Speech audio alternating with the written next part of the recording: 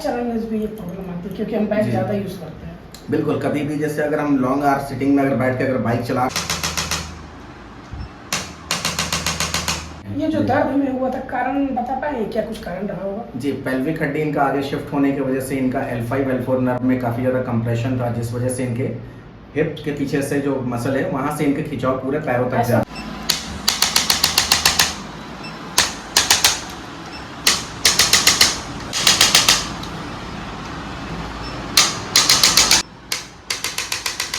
छोटा बड़ा मतलब ये अचानक से किसी ऊंचे जगह में पैर रखने से जब आप नीचे उतरे होंगे तो अचानक से वो आपको मतलब खिंचाव पड़ने की वजह से, जी खिंचाव पड़ने की वजह से उसमें आपको मतलब L4 नर्व और जो L5 नर्व है उसमें खिंचाव पड़ गया था आपको। और चूंकि ये बैड पोस्चर है, अगर हम लोग अपने बैठने का, उठने का, सोने का तरीका अगर सही रखें, मोबाइल देखते टाइम हम लोग ये ध्यान दें कि बहुत ज़्यादा हमें गर्दन को नीचे करके नहीं रहना है, सोते टाइम ध्यान दें कि तकिया दो नहीं लेना है हमें, है ना, सॉफ्ट पिलो लेना है।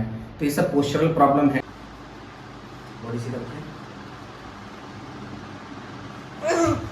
होते हैं ना, तो कई बार रोड अगर प्लेन है तो अचानक से गड्ढे आ गए, है ना, या अचानक से ब्रेक मारना पड़ा आपको, ब्रेकर ज़्यादा, हाँ ब्रेकर, तो हमारे मतलब सर्वाइकल, क्योंकि हमने कोई ऐसा कॉलर बेल्ट तो लगा नहीं रखा है, तो कई बार हमारा सर्वाइकल जो अचानक से झटका लेके पीछे होता है, कमर पे ही पड़ता है जी, अचानक से कंप्रेशन पड़ने से भी प्रॉब्लम होता है। नमस्कार, आप देख रहे हैं R24 लाइव में मोहम्मद एहसान जख्मी। अभी मौजूद है धनबाद के जाने माने डॉक्टर MN वर्मा के पास। ऑस्टियोपैथी के स्पेशल डॉक्टर है और ये धनबाद के हीरक रोड में स्थित है।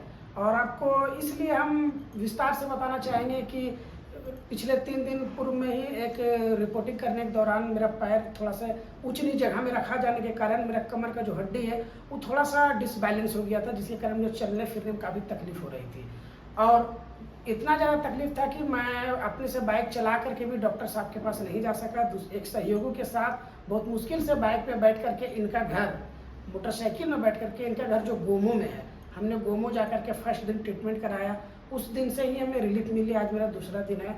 और सबसे बड़ी बात यह है कि जो आज का ज़माना है वो मेडिसिन और दवाई और इंजेक्शन का ज़माना है, लेकिन मुझे जो रिलीफ मिला और काफ़ी लोगों को यहाँ जो हड्डी से जो रिलेटेड मामला है, जो दर्द वगैरह है, वो जो रिलीफ मिल रहा है सिर्फ इनके द्वारा बिना दवाई और बिना इंजेक्शन से ही।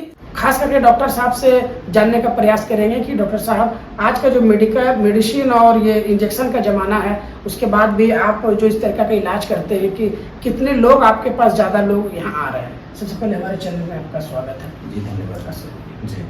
जी धन्यवाद। जी मेरा नाम डॉक्टर MN वर्मा है और जो मेरा एक क्लिनिक है वो आपका हीरक रोड बोल बिल्डिंग के पास एक श्याम प्लाजा है, उसके जस्ट पीछे शिवालय कॉलोनी है, वहाँ पे है।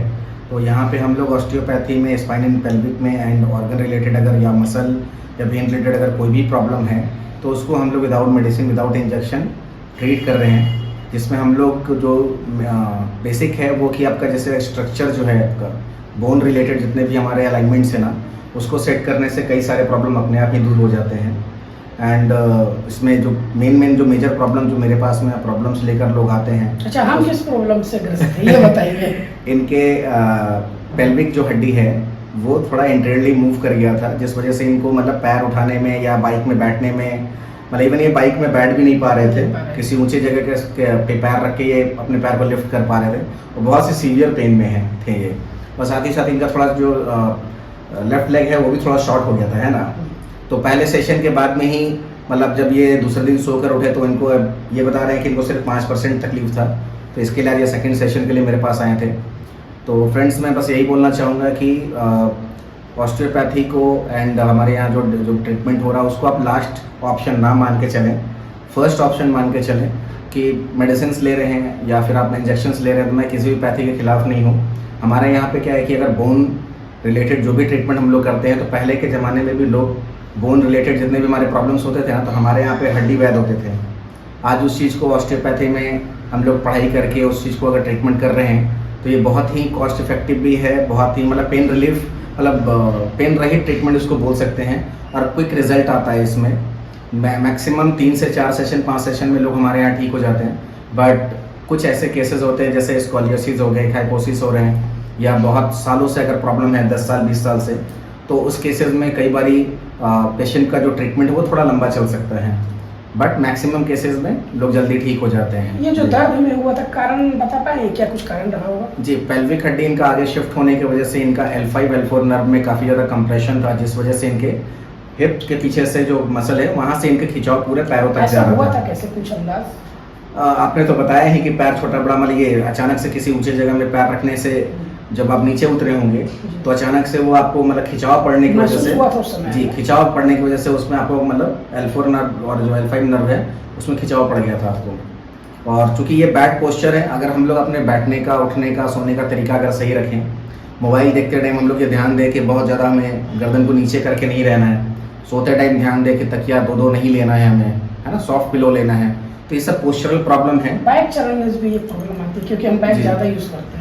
बिल्कुल, कभी भी जैसे अगर हम लॉन्ग आवर सिटिंग में अगर बैठ के अगर बाइक चला रहे होते हैं ना, तो कई बार रोड अगर प्लेन है तो अचानक से गड्ढे आ गए, है ना, या अचानक से ब्रेक मारना पड़ा आपको, ये ब्रेकर तो, ज़्यादा हाँ, मोहल्ले ब्रेकर, के रोड में लगते तो हमारे मतलब सर्वाइकल, क्योंकि हमने कोई ऐसा कॉलर बेल्ट तो लगा नहीं रखा है, तो कई बार हमारा सर्वाइकल जो अचानक से झटका लेके पीछे होता कमर पे है, ही पड़ता है। जी, अचानक से वो कंप्रेशन पड़ने से भी प्रॉब्लम होता है ना। तो बस ये मान ये के सब चलें। प्रॉब्लम के कारण ज़्यादा जी देखा जी जाता जी, है। अगर आपके पोस्चर यहाँ में ज़्यादा किस तरीके के मतलब मरीज आ रहे हैं? सर, लो बैक पेन के बहुत सारे मरीज होते हैं हमारे यहाँ पे, सैटिका के बहुत पेशेंट्स हैं, आपके नी रिलेटेड प्रॉब्लम बहुत आते हैं हमारे पास, 2-4 केसेस ऐसे हैं जो पैरालिसिस हैं, या सर्वाइकल रेडिकुलोपैथी हो गए, या सर्वाइकल स्पॉन्डिलाइटिस हो गए, इस तरह के पेशेंट मतलब तो बहुत ही हैं। क्या कहना चाहेंगे आप हमारे चैनल के माध्यम से लोगों को? जी, मैं तो बस यही कहना चाहूँगा कि आप इसको नॉर्मली लोग ऑस्टियोपैथी को या फिजियोथेरेपी हो गए या एचटीएम हो गए, कैरियोप्रैक्टिक हो गए, इनको बहुत ही अलग पैथी मान के लोग लास्ट ऑप्शन लेते हैं। कभी लोग बेंगलोर से घूम कर आ गए, बेलोर से घूम कर आ गए, कई जगह मेडिसिन खा के आ गए। तो मुझे ये कहना कि अगर आपके बॉडी का स्ट्रक्चर अगर सही रहेगा तो उससे रिलेटेड मतलब उसके अगल बगल से जो भी वेन्स अगर जा रहे हैं वर्टिब्रा के बगल से, उसमें कोई कंप्रेशन नहीं आएगा। कंप्रेशन नहीं आएगा तो पेन नहीं आएगा, है ना। अगर पेन नहीं है तो आपको ये प्रॉब्लम की वजह से कहीं मेडिसिन लेने की रिक्वायरमेंट नहीं है।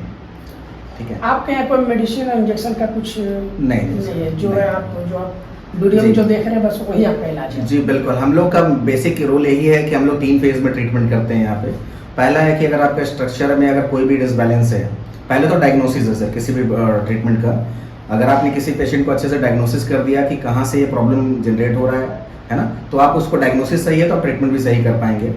और 3 फेज जो मैंने आपको बताया, पहला है स्ट्रक्चर, कि अगर आपके बॉडी का जो एनाटोमिकल जो स्ट्रक्चरल पार्ट है, बोन है, वो अगर सारा अलाइंड रहे तो कई सारे प्रॉब्लम ऐसे ही ठीक हो जाएंगे। देन फिर अगर मसल्स में अगर कहीं टाइटनेस है या क्रैम्प्स आ रहे हैं या फिर मतलब हैमस्ट्रिंग वगैरह हो रहा है, स्पोर्ट्स इंजरी जिसको हम लोग बोलते हैं, या खिंचाव है कहीं मसल्स में, तो उसको हम लोग ISTM से ठीक करने का कोशिश करते हैं। अगर वेन में या आर्टरीज में अगर कहीं प्रॉब्लम है तो ऑस्टियोपैथी में बहुत सारे ऐसे टेक्निक्स हैं। वाइब्रेट मशीन टाइप का कुछ चला रहे थे, क्या काम है उसका? जी, उसका काम ये है कि आपके जो मसल्स को लूज करना, प्लस उसका आपका जो भी कहीं अगर बोन, पर्टिकुलर बोन वर्टिब्री को अगर आपको टारगेट करना है, मोबिलाइज करना है, तो उसको लूजन करने के लिए हम लोग उसका गन का यूज़ करते हैं। और साथ ही साथ ऑर्गन रिलेटेड भी ऑस्टियोपैथी में बहुत अच्छे ट्रीटमेंट्स हैं, जिसमें ऑर्गन के फंक्शन को मतलब चेक करने के बाद अल्ट्रासाउंड वगैरह, अगर उसको उसके फंक्शन को हम लोग बढ़ा सकते हैं, तो ये बहुत ही अच्छा है। मुझे लगता है कि आप लोगों को ऑस्टियोपैथी के बारे में गूगल सर्च एंड यूट्यूब में मतलब सर्च करना चाहिए। ये ट्रीटमेंट आप बहुत ही अच्छा धनबाद है। में, और ये अपने आवास जो आपका घुमू में है, जी क्या कुछ बैठने का कुछ शेड्यूल है? जी, सुबह 9 बजे तक मैं घुमू में अवेलेबल रहता हूँ। देन फिर 10 बजे से लेके शाम को 4-5 बजे तक मैं धनबाद क्लिनिक में ही रहता हूँ। आपका एंड देन फोन फिर नंबर? शाम को मतलब 5 बजे के बाद में आपको घुमू में मिलूंगा। आपका नंबर मोबाइल का? जी, 2 नंबर है मेरे, एक है 9931535700, ये मेरा व्हाट्सएप और कॉलिंग नंबर दोनों हैं। और साथ ही साथ एक सेकंड नंबर है, वो 87899999011।